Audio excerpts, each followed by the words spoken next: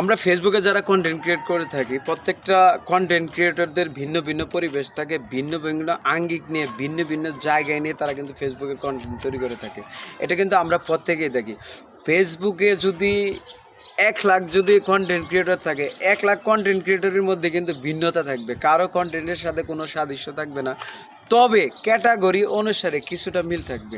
যখন আমি যদি ফানি ভিডিও তৈরি করি, তা আপনি যদি মোটিভেশনাল ভিডিও তৈরি করেন, আপনি যদি ব্লগ ভিডিও তৈরি করেন, এই যারা ব্লগ ভিডিও তৈরি করে, যারা ফানি ভিডিও তৈরি করে, যারা মোটিভেশনাল ভিডিও তৈরি করে, তাদের টপিক বা মোটিভেশনাল সিস্টেম এবং ক্যাটাগরি অনুসারে কিন্তু সেম থাকবে, ঠিক আছে? কিন্তু পরিবেশটা ভিন্নগত পরিবেশ থাকবে এবং ভিন্ন পরিবেশ, ভিন্ন আঙ্গিকে কিন্তু তারা কন্টেন্ট তৈরি করে থাকে।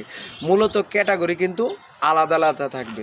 ফানি, মোটিভেশনাল, ব্লগ ভিডিও আলাদা আলাদা কিন্তু তাদের মানে ক্যাটাগরি থাকবে। এখন ফেসবুক আমাদেরকে কি চাচ্ছে বা ফেসবুক আমাদের কি বলতে চাচ্ছে?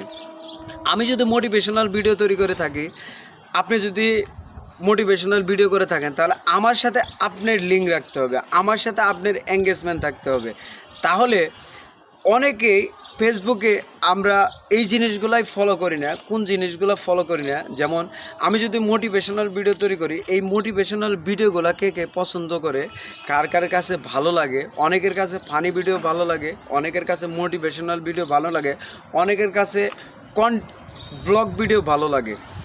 এই সমস্ত ভিডিও সবার কাছে কিন্তু সব কিছুই ভালো লাগে না। যার যার মনের ইচ্ছা অনুসারে তাদের ভালো লাগাটা।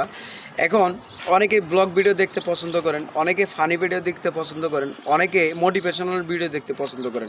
আপনাকে টার্গেট নিয়ে কাজ করতে হবে। আপনি কোন টার্গেটে ভিডিও তৈরি করবেন? আপনি কি মোটিভেশনাল ভিডিও তৈরি করেন, আপনি কি ব্লগ ভিডিও তৈরি করবেন, আপনি কি কমেডি ভিডিও তৈরি করবেন? যাদের যে অনুসারে কাজ করার অভিজ্ঞতা আছে, আমি মনে করি ওই অনুসারে কাজ করা উচিত এবং ওই অনুসারে আপনার ফ্রেন্ড ফলোয়ারদের টার্গেট করা উচিত। আপনাকে ওই অনুসারে আপনার টার্গেট নিতে হবে। ফেসবুক যে বিষয়টা বলে, আপনি যদি মোটিভেশনাল ভিডিও তৈরি করেন, তাহলে আপনার মোটিভেশনাল বড় ধরনের কোনো ফ্যান ফলোয়ারের সাথে, বড় ধরনের কোনো পেজের সাথে আপনার সম্পর্ক থাকতে হবে। তাদের সাথে সম্পর্ক থেকে তাদের সাথে একটা ভালো একটা কমিউনিকেশন তৈরি করতে হবে, ভালো একটা এঙ্গেজমেন্ট তৈরি করতে হবে।